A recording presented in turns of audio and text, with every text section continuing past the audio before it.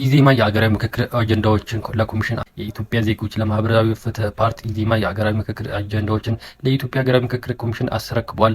አጀንዳዎቹ የፓርቲ መሪ ብርሃኑ ነጋ፣ ፕሮፌሰር እና ሌሎችም አመራሮች ኮሚሽነሮች አስረክበዋል። የሀገራዊ ምክክር ኮሚሽን ዋና ኮሚሽነር መስፍን አርአያና ፕሮፌሰር በዚህ ወቅት የኮሚሽኑ ከፖለቲካ ፓርቲዎች የተለያዩ አጀንዳዎች መረከቡን የሰላም መንገድ ሁሉን ማሸነፍ ያደርጋል የሰላም ሚኒስተር ገለጹ። የሰላም መንገድ ሁሉን ማሸነፍ ያደርጋል አለ የሰላም ሚኒስተር በወቅታዊ ሁኔታ ላይ በሰጠው መግለጫ ለገጠመው ችግሮች ውይይትና ንግግርን ብቸኛ አማራጭ መንገድ መሆናቸውንም ለዚህ ቁርጠኝነት መሆን በተደጋጋሚ ማሳየት ገልጸዋል።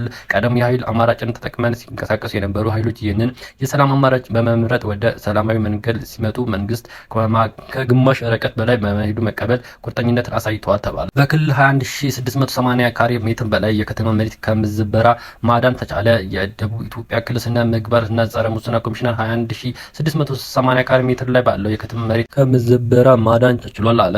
ትውልድ በስነ ምግባር ተቋማት በአሰራር በሚል መሪ ሀሳብ በክልሉ የተከበረውን 22ኛው ዓለም አቀፍ የጸረ ሙስና ቀን ማጠቃለያ መርሃ ግብር በወላይታ ሶዶ ተካሂዶ በአገልግሎት ሲሰጥ ምርት ለማምጣት እየሰራን እንገኛለን ከንቲባ አዳነች ተናገሩ። የአዲስ አበባ ከተማ አስተዳደር ከንቲባ አዳነች አቤቤ እንደ ሌሎች የልማት ስራዎቻችን ሁሉ በአገልግሎት ምርት ለማምጣት እየሰራን እንገኛለን አሉ። የአዲስ አበባ ከተማ አስተዳደር የሲቪል ምዝገባ እና የነዋሪነት አገልግሎት ኤጀንሲ በኢትዮጵያ አርቲፊሻል ኢንተለጀንስ ኢንስቲትዩት የልማት የተቀናጀ የሲቪል ምዝገባ ስርዓት ይፋ አድርገዋል ገባል ሲል ተናገሩ። ቻይና የደቡብ ሀገራት እድገት ትብብር እንዲቀጥል የማድረጉን ሁሉም አቀፊ ድጋፍ ለማጠናከር ቁርጠኛ ነኝ አለች።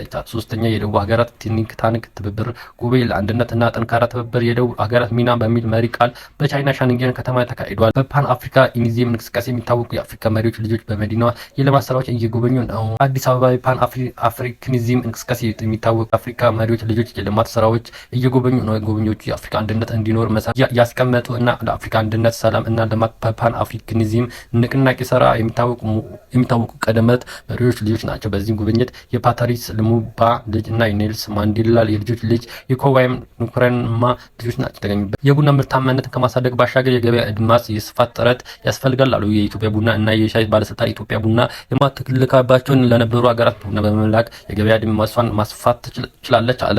የባለስልጣን ምክትል ዋና ዳይሬክተርና የግብይት ዘርፍ ኃላፊ ሻር ለፋና ዲጂታል እንዳሉት የቡና ምርታማነት በማሳደግ አርአያነት ያለው ስራ እየሰራ ይገኛል። ባለው በጀት ዓመት በአጠቃላይ 470 ሺህ ቶን በተከራሪ ሲሆን ገልጸዋል። የሰላም ስምምነት ዜጎች ከሞቱ አደጋ የመሰልና የአዳጊዎች ተስፋ እንዲለመልም ያደረገ ነው። ምክትል ጠቅላይ ሚኒስትር ተመስገን ጥሩነህ በአማራ ብሔራዊ ክልል መንግስት በአማራ ፋኖ ህዝባዊ ድርጅት አፋሕድ መካከል እየተፈራረመ የሰላም ስምምነት ከሞት አደጋ የመለስና የአዳጊዎች ተስፋ እንዲለመልም ያደረገ ነው አሉ። በአማራ ብሔራዊ ክልል መንግስት በአማራ ፋኖ ህዝባዊ ድርጅት አፋሕድ መካከል የዘላቂ ሰላም ስምምነት በዛሬው ዕለት ተፈራርሟል።